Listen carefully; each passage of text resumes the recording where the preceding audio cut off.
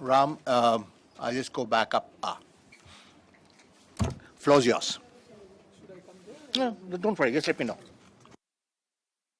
Thank you, Partho, and thank you, Namita.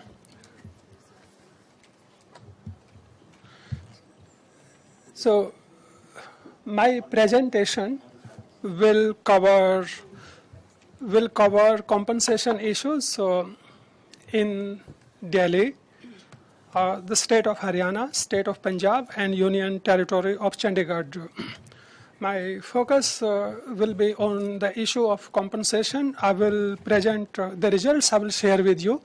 They are at a variance with the report Namita and her colleagues have put together, but the variance is not, the way I look at it, the differences are not by way of contradiction, but supplement to a very rich study which they have put together. So let's, can we go to the first slide, Partho?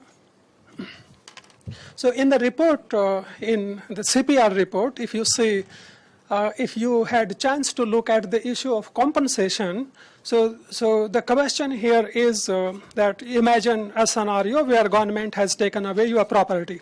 When government takes away your property, then government offers you some compensation, and if you are unhappy with the government provided compensation, you can go to court. The first court you go to is ADJ court, lower court, or reference court.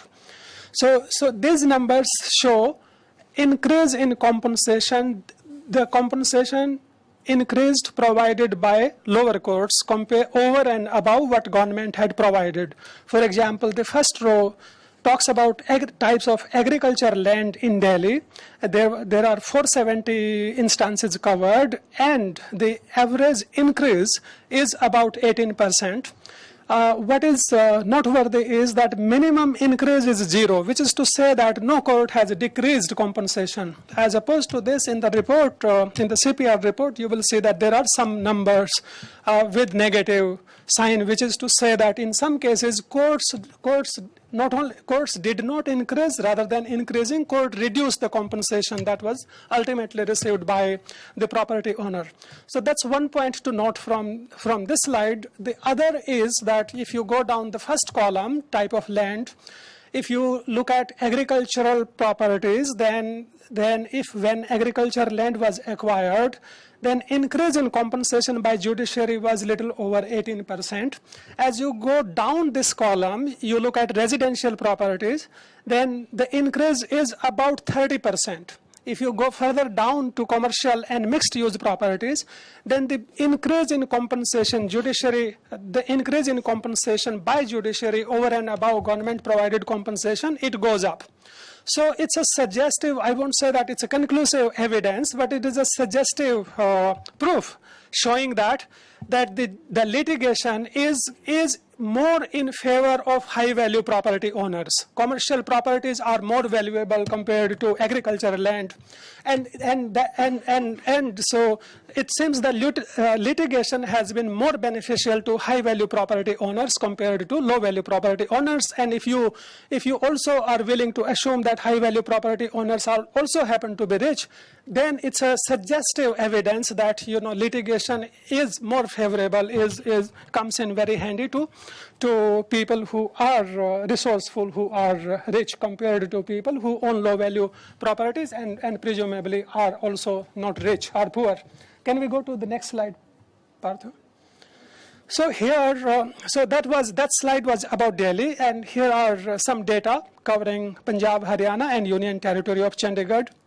So this slide support the study, CPR study. So between Haryana and Punjab, so there have been more disputes. So this data, so in this data, I have covered high court judgments, Punjab and Haryana high court judgments delivered over 2 years, 2010 and 11, and more cases came from Haryana than from Punjab, and that's so Haryana and Punjab compare similarly in the CPR study, and so then there are questions why that is happening. One is that proximity to CPR and proximity to NCAR, and also and therefore to CPR. But it's, I think, the urbanization that is, if you look at the CPR figures, so it seems to be that the process of urbanization is driving the relationship between the extent of urbanization of a state and the number of disputes originating from that state. They seem to go hand in hand. Can we go to the next slide? So here, on this slide, I compare government-provided compensation, which is LAC, Land Acquisition Collector. So when we compare court-provided compensation in the first column, that compares ADJ over LAC. LAC is Land Acquisition Collector, ADJ is Additional District Judge.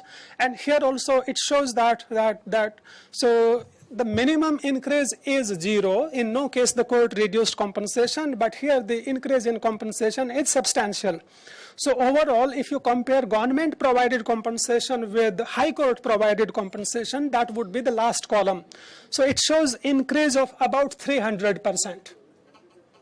So that is a substantial increase in compensation, and most of this land came from rural areas. Most of land was agriculture land that is covered in these more than 1,600 court cases. And in some cases, the amount of increase, the extent of increase is incredible, and I have some explanation for that. But again, takeaway is that the flip side to litigation is safe. There is no reducing of court compensation by the court. Can we go to the next slide? And Partha, how much time do I have? 10 minutes more? Sure. Okay, good. So now So from my study, I have come to a conclusion that on the issue of compensation, almost every single instance of land acquisition lands up in some court, lower court, high court, or Supreme Court, almost every single instance on the issue of compensation. I am not talking about litigation against acquisition as such. I am talking about specifically on the compensation issue. Almost all instances have gone to court.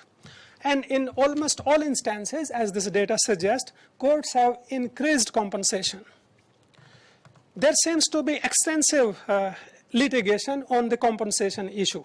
So it's different from people going to the street and in some cases protest turned violent, but that's different. That's litigation opposition to acquisition. So that's not related to compensation. This data pertains to compensation. Now the question is why there is so much of litigation. Is it because the government is undercompensating property owners, farmers, as the case may be, or is it the judiciary that is overcompensating? We can see that the compensation provided by government on one hand and judiciary provided by on the other hand, they are very different. One is so judiciary provided compensation is significantly higher, but it does not answer the question whether there is undercompensation by the government or more generous overcompensation by the court. And so the point I want to make is that litigation can happen regardless of whether there is overcompensation or undercompensation. Here is a simple illustration. Think of two properties, A and B, and suppose they are of same size but of different market value. They command different per square meter rate in market. And suppose government provides compensation on the basis of 1,000 per square meter for first property and doubled at 2,000 per square meter for second property. But judiciary also applied similar logic. Judiciary increases by 300 for the first property and by 600 for the second property. Then you will see that both property owners will go to court. Both will gain from compensation, and it does not matter what market value is. So some litigation can be strategic in nature. So that's the point. But point I want to get at is whether the government provided compensation, is it adequate, and judiciary is getting wrong, or judiciary is getting it right and government is getting it wrong, or both are getting it, both are undercompensating. I will argue that even the judiciary provided compensation has been very generous compared to what government offered, but even judiciary is undercompensating. Can we go to the next slide? So to contextualize my argument, we know how compensation is determined in India. in government departments at the Land Acquisition Collector's Office. Land acquisition, so in the first session, there was a debate about, protecting land acquisition collectors and other government officials against, hell that may fall on them, under the LAR Act. There was also discussion as to, why they may fear audit by superiors and may play it safe. To me, so there are various narratives that can be built, but the most plausible, most in sync with the reality seems to be the case that every district collector's office has what are called circle rates. Every registrar's office, land acquisition collectors has rate what are called stamp duty rates, registry rates, or circle rates. So the same idea known with the different names in different parts of the country. These rates are there in their department, in their offices. They have immediate and easy access to these rates. In contrast, if they were to go to field to assess market value of a property and provide compensation based on their assessment of market value of property, that will be costly, that will be time-consuming, uncomfortable work for them. So between a comfortable option and other, even if there is no risk, at least they will have to visit the property and will apply their mind. So even on this ground, they go for using circle rates, stamp duty rates, and don't go for actual assessment of market value. So that's what happened at Land Acquisition Collector's Office, and therefore government provided compensation is generally based on circle rates or stamp duty rates. As to judges, when matter goes to court, then judges have to look at evidence, and circle rates of course also constitute evidence, but sale deeds of similar properties also constitute evidence that courts invariably look at. And and as a matter of fact, most courts end up using sale deed rates as a basis for compensation. And sale deed rates tend to be greater than circle rates. And why that happens, so can we go to the next slide? Now in any situation, think of the neighborhood you live in. So that neighborhood, that area has, if you live in city, it has circle rates, especially in NCR. And in any other city, you have circle rates or stamp duty rates. You also have stamp duty rates for rural areas. As the politics of circle rates and stamp duty rates is that generally in normal times when government is not taking away our properties, we want low circle rates, we want low stamp duty rates, because these rates are tax. If we engage in voluntary transactions, then we pay a tax on the value of property that depends on stamp duty rates. And generally in peace times, the politics demands that these rates be lower than average market value in that property. But the problem is that if you have low circle rates, then people want if whoever wants to minimize paying stamp duty, they have a tendency to underreport. And as a result, the figure looks, the situation looks something like this. If a property enjoys, market rate of, let's say, 1,500, so on an average, its circle rates would be like 1,000. And sale deeds would be somewhere in between, let's say like 1,300.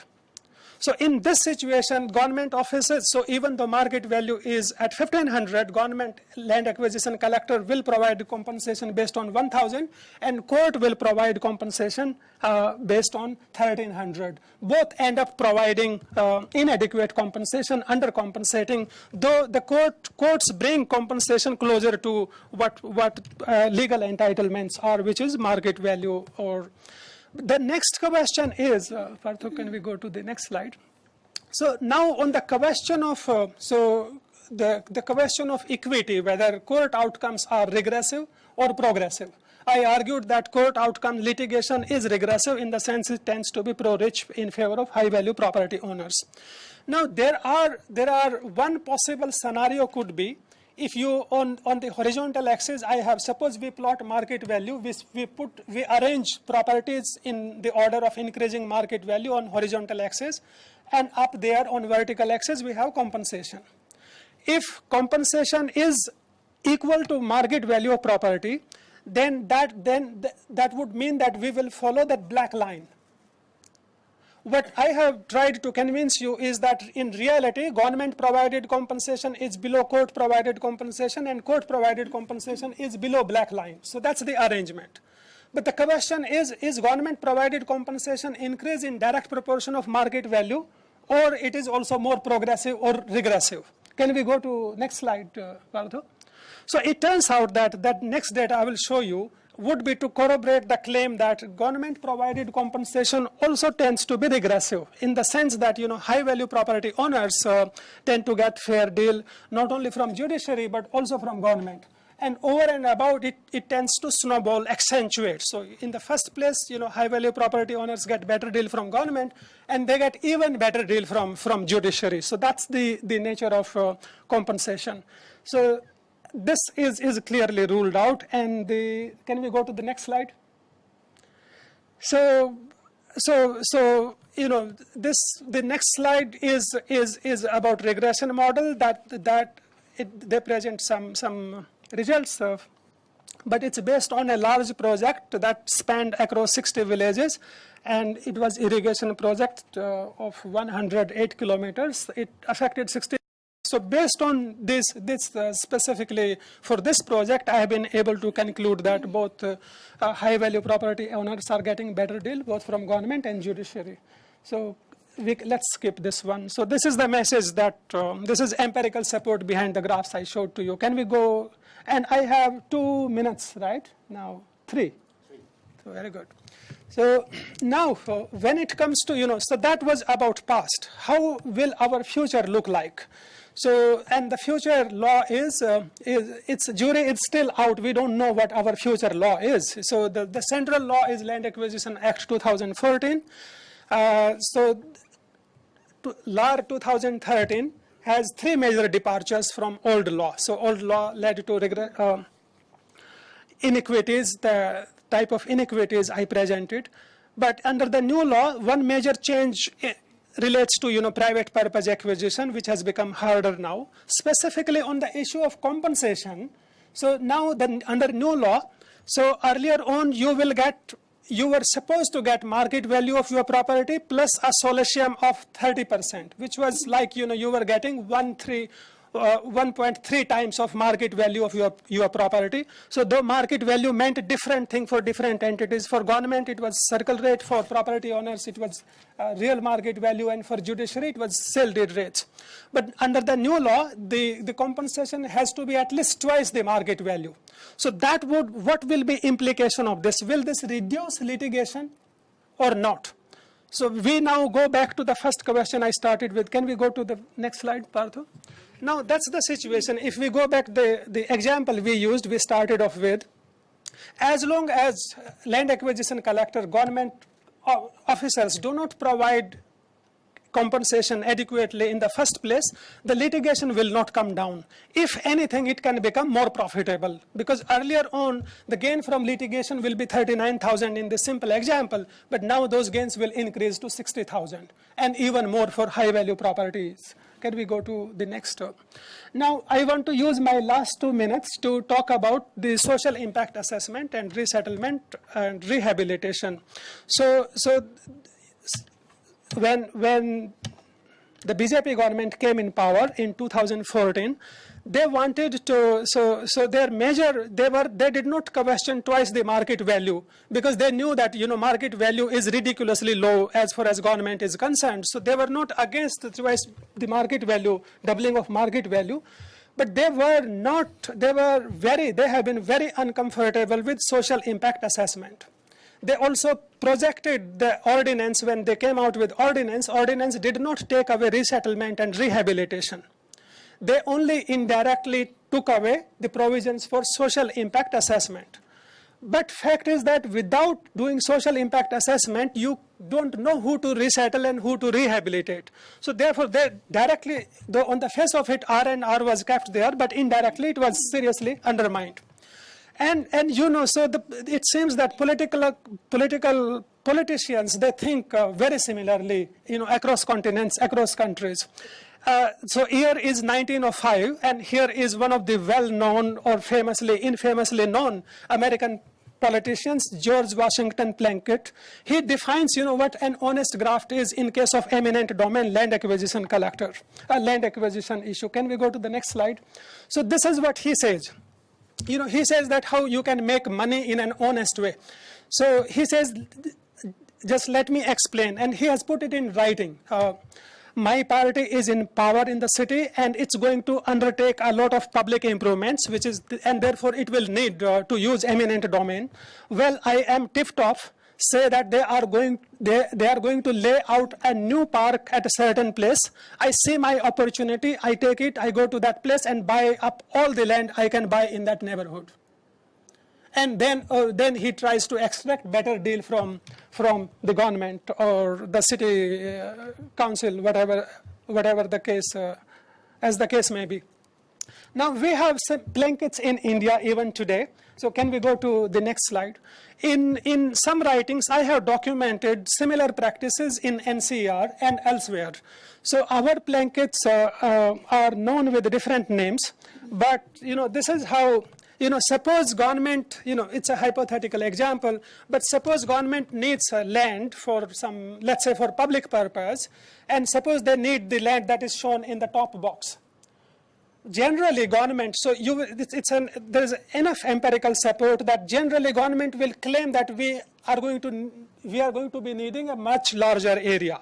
So generally they will cover several villages, and the area covered under notification will be much larger than they actually need. So, and what happens in the process? Can we go to the last slide and my last minute? So what happens that, when government declares that we are going to take away this we are going to use eminent domain over this very large area, then distress sales start. Even though legally you are not supposed to enter in any land transaction after the notification, but anything goes and everything goes, distress sales start. So it shows a situation, so I have documented, I have enough documentary evidence to show, to prove a situation like this, that, government's first notification was about a much larger area. What government actually ended up buying was these black plots. You see the black colored squares. So that's what government actually ended up buying. But under distress, the blue color properties, they were with farmers, but they ended up with the developers because farmers sold those properties under duress. So fearing that if government takes away your property, you will get 1,000. So from court, you will get 13,000. That will still be below 1,500. That's the price of your property.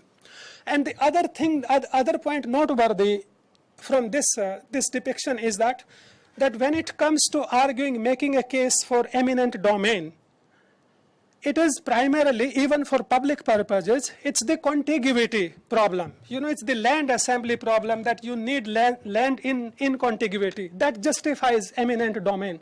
Without land assembly problem, without contiguity problem, there will be no justification for compulsory land acquisition.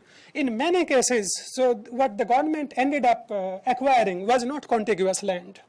So this is how our Plunkett's behave, and the social impact assessment can stop that, because it asks a question, how much land you need, can you do with smaller smaller area.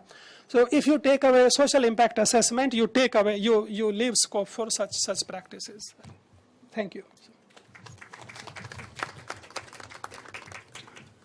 Thank you, Ram. And now, Deepak, since Ram's hypothesis is largely about how government behaves, I think it'd be only appropriate that you follow him and either confirm or contest that claim.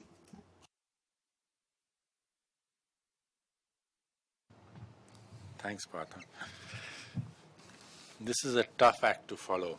It's not the first time I have to follow Professor Ram Singh. Since morning, so much has been said. I wonder what there is new to be said. Everything's been said at one level. As a good former civil servant, I'll find new ways to say the same thing.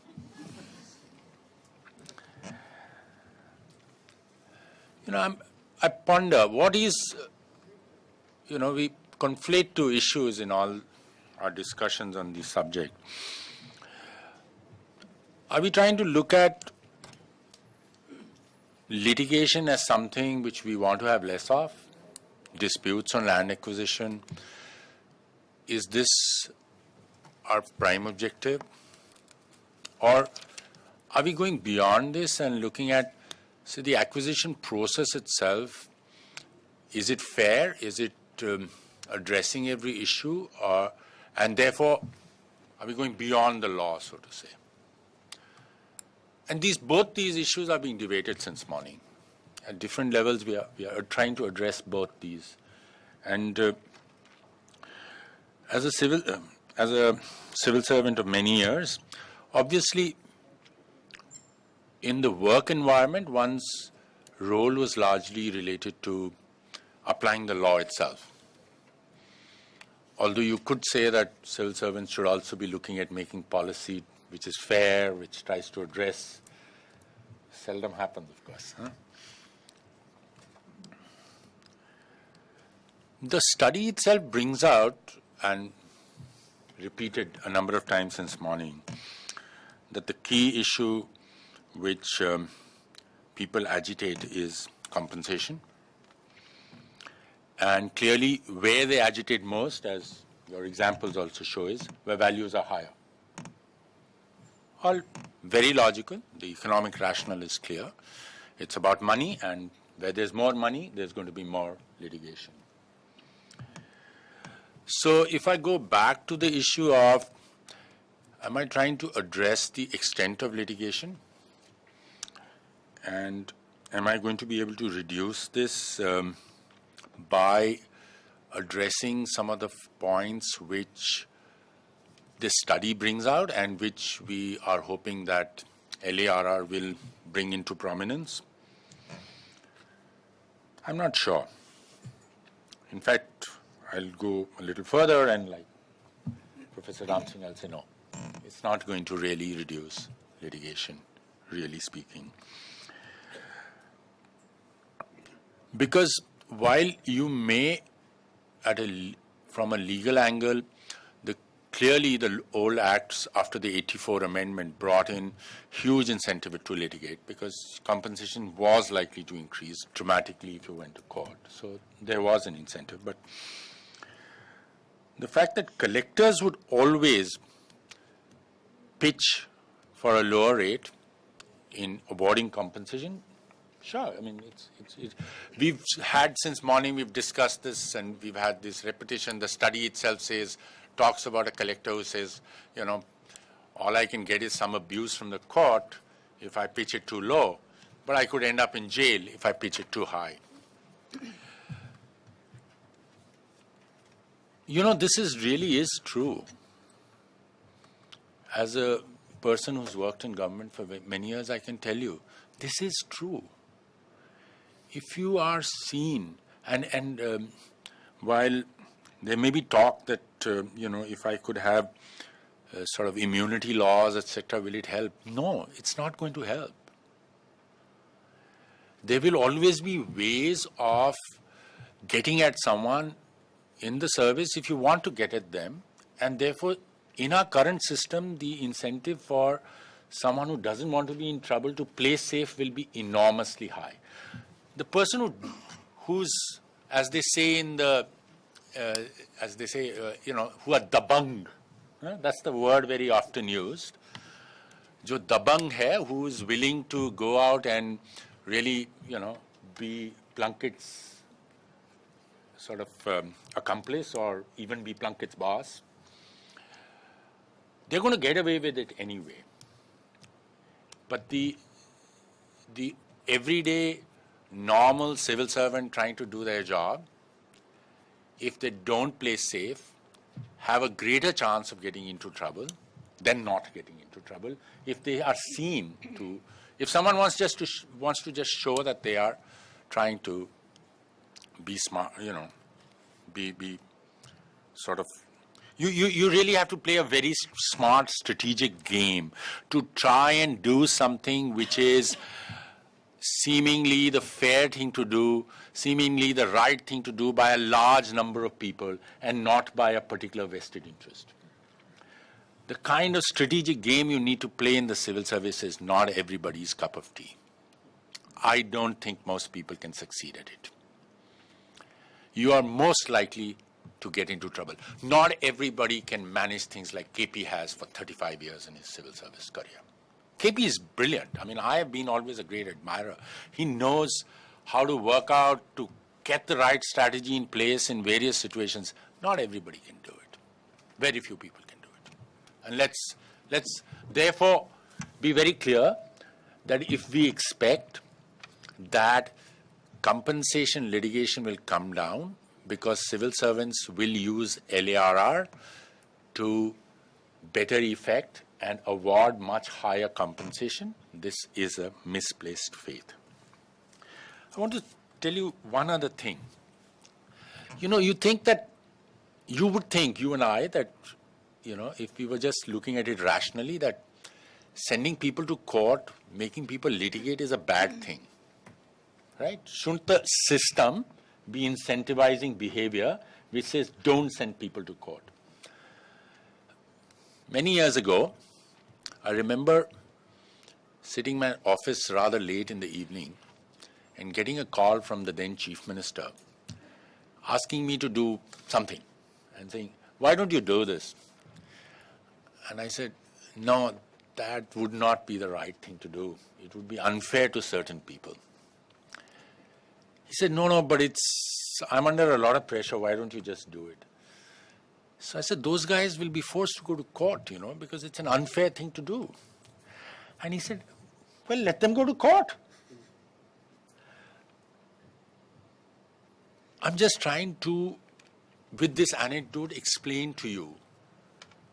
I mean, my reaction aside, of course, I said, I can't be the cause of someone going to court for a patently wrong action on my part. And we sorted it out. It took a month or two, but we sorted out, but I'll park that aside. The point I really wanted to make was that here is a system which is actually telling you that let people go to court. Avoiding litigation is not the key. Reducing litigation is not the key objective which we are trying to follow in this system. We have a system, and we understand behind that we have built a system which, as this report points out, you know, I was interested to see that while you've documented that it takes 20 years from notification to Supreme Court for a case to come to fruition, or whatever kind of fruition, but how does it compare with other civil litigation, other property litigation, not just land acquisition? Is it less or more? I would be surprised if it's more. It's probably less. Most property-related litigation must be twice as long. Okay? Right? That's right. Yeah. So, even as we bemoan this 20 years, let's be clear that our system actually is saying that it takes twice as long in a normal property-related case to get to where the person who's fighting for justice will get some kind of justice, and at the same time, the person who's avoiding that justice, who's trying to continue their wrongdoing, is likely to get away with it for about 2 generations, right? So what is the incentive in the systems? I just leave it for you to think. What are the incentives we are generating with all this? What are we telling various peoples? What is it that is behavior which is likely to get rewarded, and what is behavior which is likely to suffer? And what are the directions which does the current system or even LAR offer to us a possibility that these incentives will change? I'm not sure. I don't think so. I'm an optimist, but I think we have a fair way to go before we can start thinking of better role models in this system, better ways of doing things and generating the right incentives for behavior. It's not there. It's nowhere near there right now. We can always come back to questions later. I'll just go one thing I missed out on saying was, so I come from a state where land records are in better shape than most of India. We even have records for urban areas, which doesn't really exist in much of India. We have a political economy where access is more, it's a smaller state, people can access their representatives better.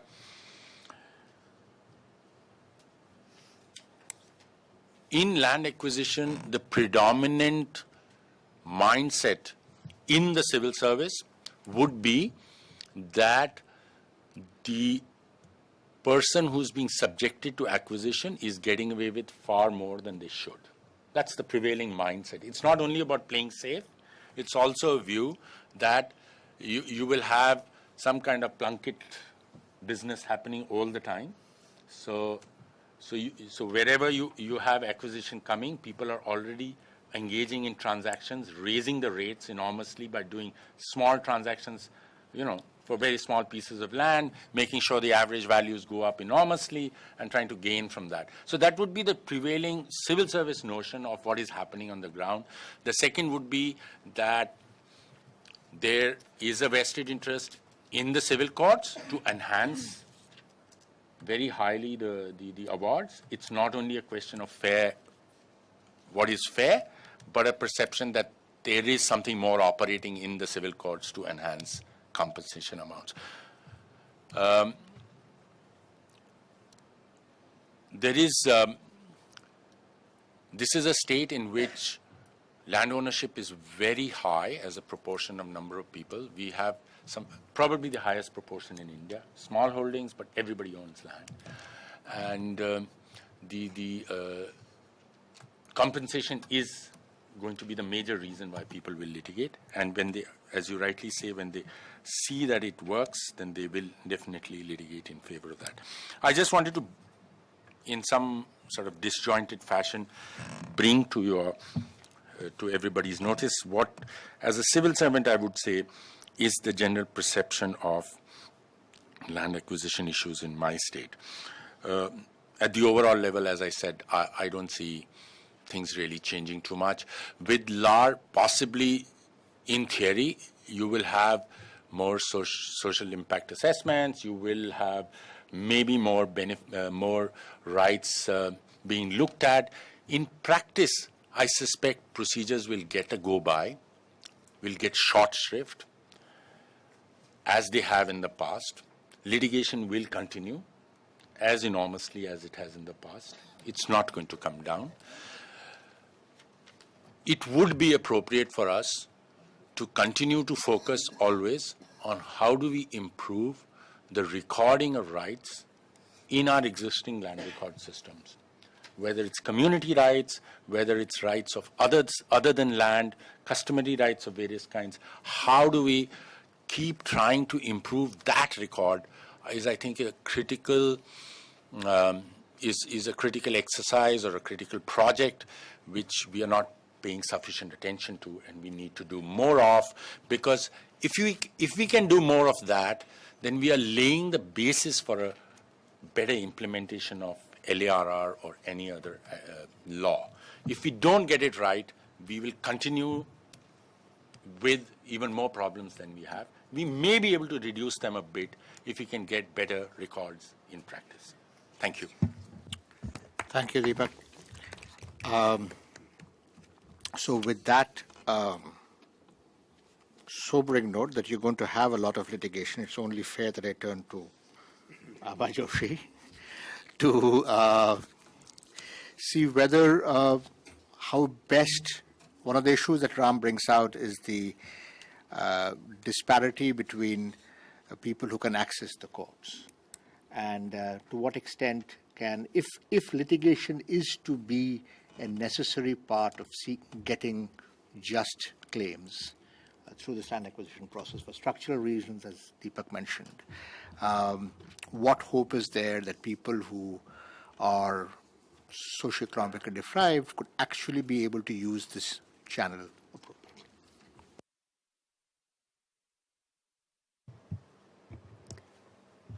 appropriately? Thanks. So, first of all, a disclaimer that I am not a litigating lawyer. So, I won't come to this from that point that, what makes people go for litigation. I think that's clearly laid out. Why people, because there is an incentive. But in a slightly more nebulous terms of my 33 years of being in the profession, besides the immediate monetary gains, there is something else that drives people to a forum like the courts, to a really difficult and cumbersome. It's sometimes even not just expensive, it's almost life-threatening to a lot of people, but yet people go to the courts. So I will go by, I think my colleague who was sitting in this chair before me didn't want to answer that question, but I would strongly go with the thing that there is this whole notion of getting justice from an objective forum is very deep-seated, and I think people do want to go for it. So because one has tracked litigants who have, for something like they are tracking murders of family members, and it's very difficult for them when the appeal goes up to the Supreme Court and stuff to track it, but they do it. They come from far and wide. So that's another one part of it. But as far as land is concerned, again, those issues are mixed, because why a person would litigate would be for that. One is that because the whole history of land acquisition is totally marked by this increase, as Professor Ram Singh has pointed out, and doesn't matter who it is, and also because of the provision that once when a lot of people are not reflected in the litigation, because there's a provision in the law that if somebody gets the benefit of enhancement, then there are others who are similarly placed who will also get the benefit. Now this new law, the LARR, actually opens up many more avenues for litigation. But as far as I understand from the CPR report, I don't really think they're trying to say that there should or should not be litigation, or whether it's good or bad. What I understand is just trying to reflect some part of the story through the litigation channel. So going from there, if you take the LARR as compared to the old law was very simple, very linear. So you had step 1, step 2, step 3, step 4, and boom, your land is more or less acquired. And when it comes to the compensation cases, the percentage that you've drawn out, and we talked about it that day, versus the other cases, they're actually at two very distinct stages. The litigation is of two very distinct stages. It's not about, so much as I understand it, it's not about people who are willing to give up their land or who don't want to contest it, because the contestation against the acquisition or the procedures is at a very different stage. But once the compensation, that means that the stage is over. All those stages are done with, and there's nothing more to contest except the amount of money that you're getting. So one is about that, about the litigation. However, what I want to bring, what I was briefed about, the whip that Namita has cracked on us all through that email, late night email, is to take you through what's happening in the states. Because there is a lot of hearsay on that, and unfortunately, with many of us, you don't go by seeing, checking on the act or the rules or the notifications and all that. We go by the Man Ki Baats and the editorials and the 2x4 news pieces. So that's what one has encountered, even talking to most of the officials and people and civil society members. So to take you back a little bit in time, the LARR Act came into force on 1st of January 2014. Hot on its heels, the government changed, and like Deepak said, that they were very, they wanted to change something. They were very Professor Ram Singh said that they were not so much into how much you're paying out, but to do other procedures. So there are, the Man Ki Baat on this exactly, was actually a very shocking thing to come from the CEO or the Pradhan Sevak of a country has not been either been briefed properly about what the law is. Parallelly on, we saw on television and things that there was the finance minister who was giving interviews also saying not having looked at the act possibly, because the series and the major opposition party, when it did its campaign against this, had also not looked at an act which was passed by their own when they were in the saddle. So that's where the history of this law it got very really muddled. And the only clear legal trajectory that seemed to be happening was on the section 24(2), which was to say that these acquisitions have now lapsed, and because there is this 4 times compensation formula in the new act, so there are a lot of people, obviously for obvious reasons, and they should have even otherwise have gone, they were found to be approaching the High Courts and the Supreme Court. Much of that litigation itself was actually on ongoing litigation. It was grafted onto, so CMP was filed saying that, in an ongoing thing, either for increase of the compensation or the award, as some process was going on, and it was an additional application was filed that this is now lapsed. So a lot of those orders have actually come in that kind of litigation. So what happened now was that after the act came into force, I think people were still trying to figure out what this act, and this act takes a bit of figuring out, let me tell you. So in the first reading, I mean, my draft was full of exclamation marks and question marks and OMGs, and who drafted this, and because it neither adheres to the principles of law nor to the principles of simple, straight language. But in the second reading, you read it like a lawyer, and you begin to see a little more sense in it. And in the third reading, you read it like a judge, and you start applying harmonious construction and stuff, and and try making sense of it. So that, because you have to make sense of it. So I'm fairly cut and dried about that. That once you have a law and you've missed your seat on the chair when it was being talked about and being drafted, or you just failed doing it. So now here is the law, and what do you do with it? So now when the ordinance came in, that in the states, that created a whole new scenario.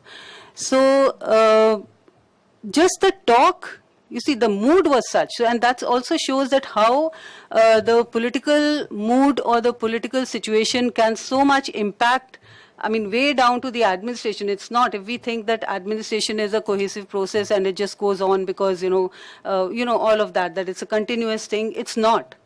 It just trickles down to the last person on the ground who can very brazenly tell you. I mean, when I was having a meeting, like a workshop, trying to explain this law to some revenue officials, they said, I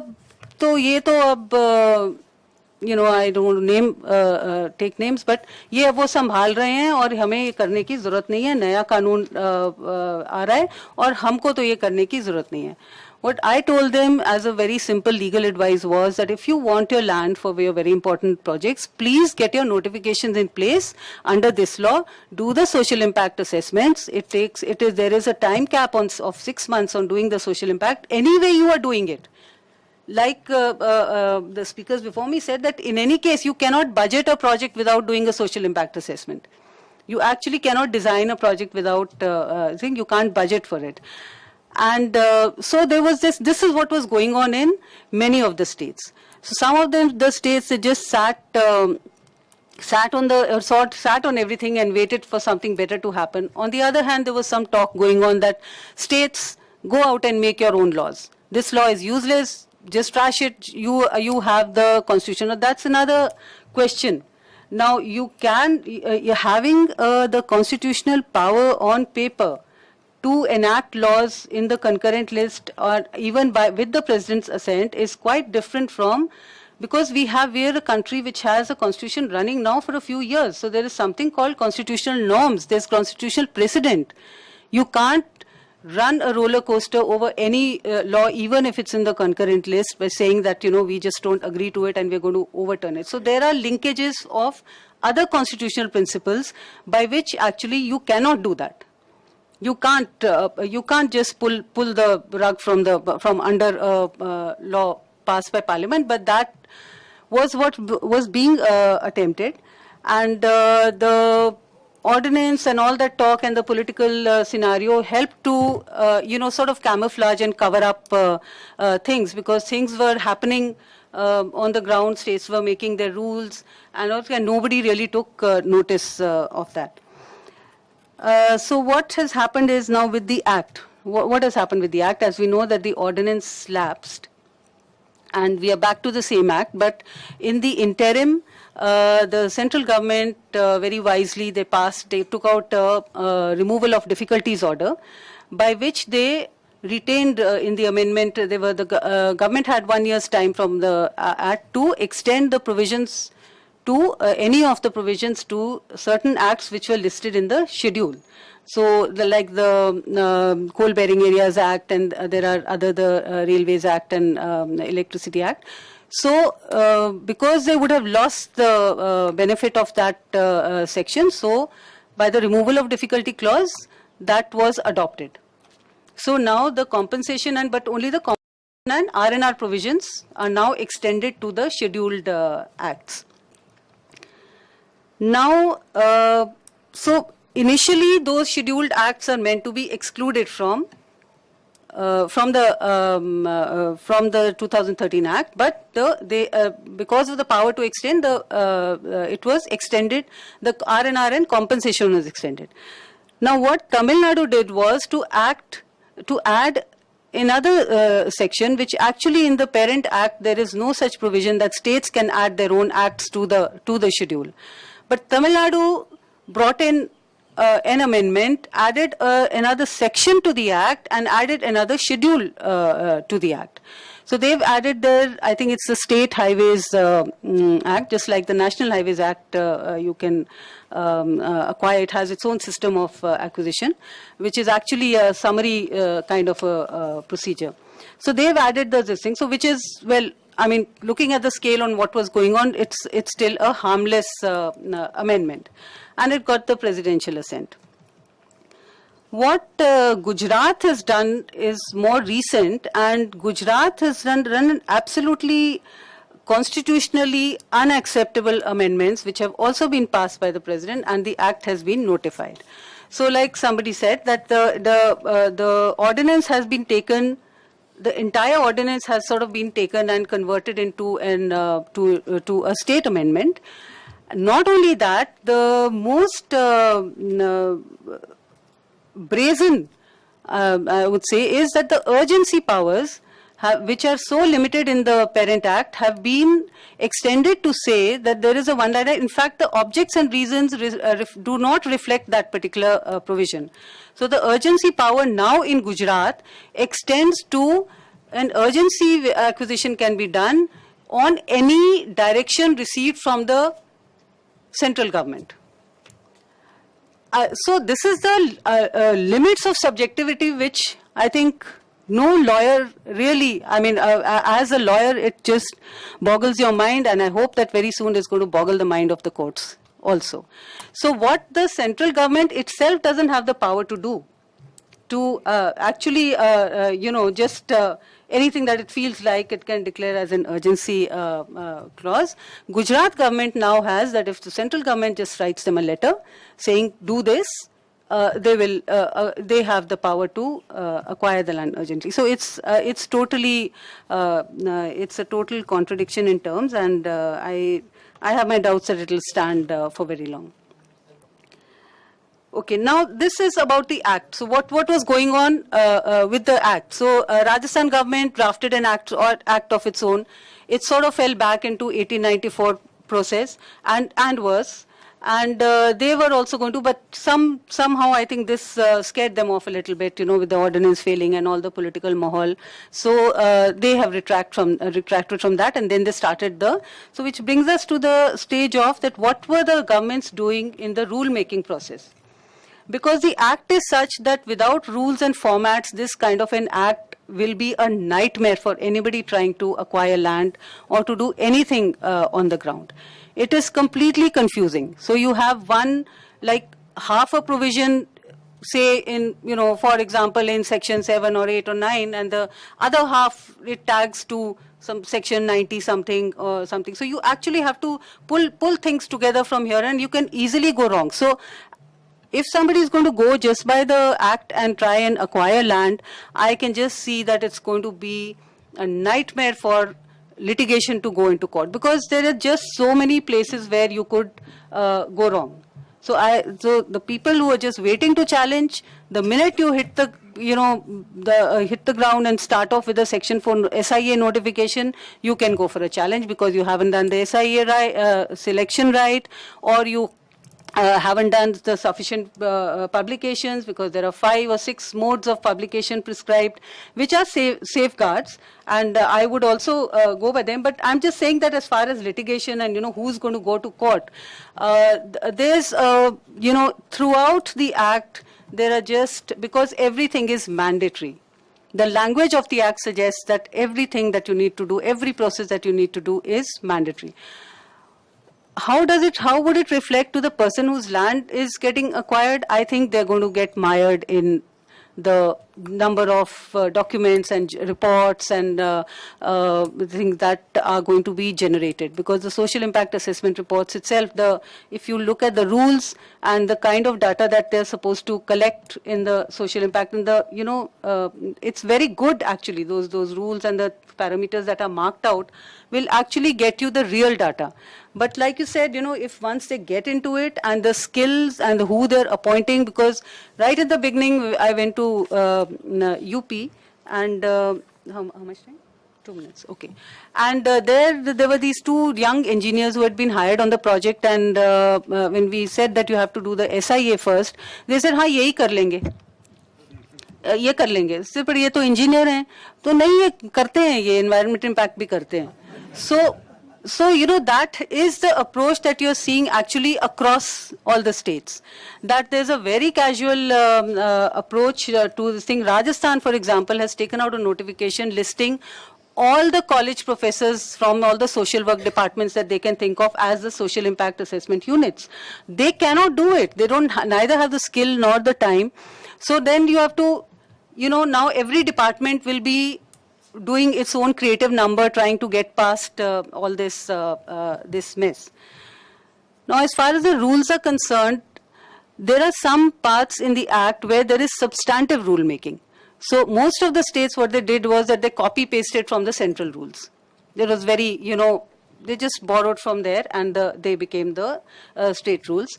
Some states have done it intelligently. Unfortunately, it's a wild kind of intelligence, not the kind of intelligence that governments should show. It's the kind of intelligence that helps you to slip past or put really. So there is this section 46, which is a really poorly drafted section, which has got an obvious mistake in it.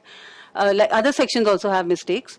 So which says that beyond a certain limit, even a private purchaser will have to give the R&R benefits. So Andhra Pradesh has put that limit as 5,000 acres. Minimum. Beyond you, if you buy 5,000 acres, you're safe. Everybody is going to buy 4,999 acres without any, R&R responsibility.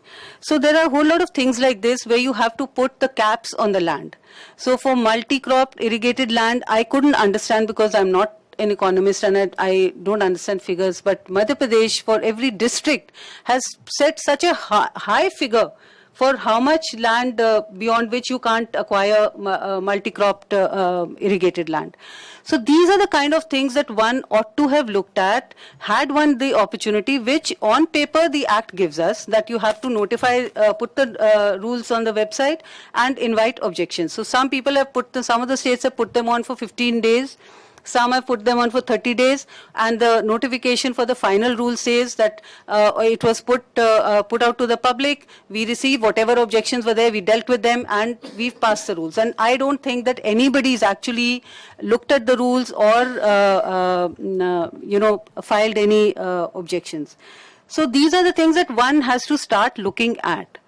It's okay to parallelly say that the whole idea of eminent domain is not acceptable or whatever. So that's a parallel track that if you want, you can carry on, developing that or sticking to that theme. But this is when a law and rules are a reality and notified and they're affecting people on the ground, we need to take a closer look at those and start at whatever level the challenge is, or at least guide the administration correctly, those of us who have any kind of leverage wherever, that this is not what it means, this is what it means. And I think in that, Namita's study would come out very useful, because one could, take out some of those cases and say that, what is the exact import of the legal provisions that have gone into it. So as far as the states are concerned, it's not, I would say my assessment is that doesn't look like a very happy situation. The ground level, the revenue departments and the other departments are completely confused. They're not understanding the law. They're saying we will still go by the DLC rates because, like you said, and others said, they feel safe in the DLC rates. When you show them the section and say, abhi ye formula hai, ab iske alawa agar karoge, to problem aayegi. So they say, हमको ऊपर से जब circular आएगा, तो हम करेंगे, नहीं तो हम तब तक हम करते ही कुछ नहीं. So, which is, from looking at it from their point of view, I think that's, that's pretty reasonable, because it's, following the law has never been one of the big things that has been touted in administration. कि आप तो कानून से चलो. In fact, there's even amongst the public and within the administration itself, people say, if somebody follows the law, they say, "Bada kanunchi collector hai, usse kya baat kare?" So that it's, it's a mix of these factors that, when you have this situation on the ground, like you brought it out very nicely in your report, a law like this, which is so complex, it's also written complex, in a very complex manner, plus the political overtones. I really have nothing to say at the moment, except that we have to also wait it out. It is really too early, because very few of the initial notifications have started coming out under this law. But I think the message is now definitely is going down that this law is here to stay. Touching it will be a problem, which is another sad thing, because this law needed a lot of touching. It just needs to be straightened out, and, sort of all these anomalies have to be removed for it to be useful for anybody. Thank you. Thank you, Abha. So